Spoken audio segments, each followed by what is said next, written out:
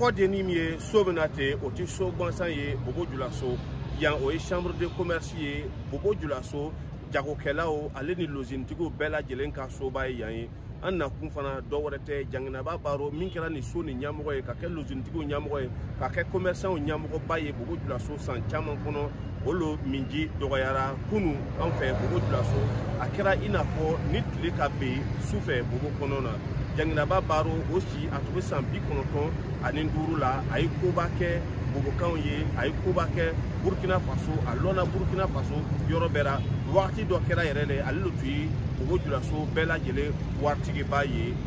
ayanga kuma galama tenku mogora bi bobo julaso kono o ka kuma jangina ba baro o saya kan o yimi soro a keba ina ka war shora ka sore horan le akage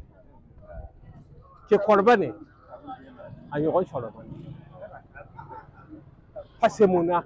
war ni be ka war shora hakilti fe ay di jere ka kene e be ka ke fama hakilti e be ka ke karmo ba hakilti fe me gengene ba ya be di e puis kan kelin tigino be ate kuma fula fo akalu ko fo ka ba kene akan magasin caman b'an kɛrɛfɛ jɛngɛrɛba ka magasin sɔngɔ man gɛlɛn et puis jɛngɛrɛba nafigiya man d'a ye k'a fɔ ko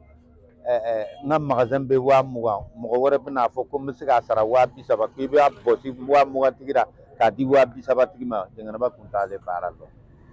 vraiment a ka saya ni ala k'a hinɛ ala k'a layɔrɔ suma ala ka yafa k'a ye ala k'a kɔ ɲɛ suma parce que saya mangbele iko felan le kabel opérateur économique balo camion ka chafe ayi genou chama embauché ou tabarara maintenant biatigla mogote donc vraiment ça fait mal abdigi mbambera lo fe no pan chama be gingin ma baro talo ni ko no baro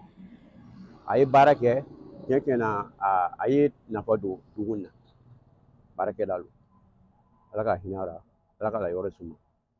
akili jigira jangina ba baro o minji do wala ka to san bi kono ton ale ni nduru aka janaja o kera bi sel fana serni ko a wolo dugura ami mi wele ko jeri no e kene dugu maray